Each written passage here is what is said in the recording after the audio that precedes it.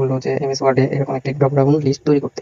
তো সেটা আপনি কিভাবে করবেন? তো এখানে আমি একটা নিলাম, নেওয়ার পরে পজিশনে এখানে কার্সারটা রেখে ডেভেলপার মেনুতে যাব।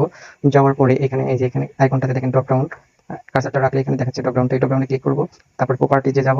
যাওয়ার পরে এখানে অ্যাড অ্যাড ক্লিক করব। ক্লিক করার পরে এখানে ডিসপ্লে নেমে লিখবো। আমি যেহেতু এটা পজিশনের জন্য লিখতে চাইতেছি হচ্ছে আপনার এখানে ম্যানেজার, প্রথমটা লিখবো ম্যানেজার। ওকে পেস্ট করবো। আবার আরো কিছু অ্যাড করতে চাইলে অ্যাডে চাপ দিব। দেওয়ার পরে এখানে আবার ডিসপ্লে নেমে আমি আরেকটা চাইতেছি এজিএম। ওকে পেস্ট করবো। আরেকটা অ্যাড করবো, এর জন্য আবার আমি অ্যাডে চাপ দিলাম। তারপরে আবার ডিসপ্লে নেমে আমি লিখবো হচ্ছে জিএম।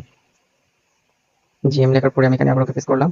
ওকে দেওয়ার পরে এখন চলে আসছে এখানে ড্রপ ডাউন। তো এইটা এখন আমি কন্ট্রোল সি দিয়ে কপি করবো। করার পরে নিচে এটা আমি সিলেক্ট করে কন্ট্রোল ভি দিয়ে পেস্ট করবো।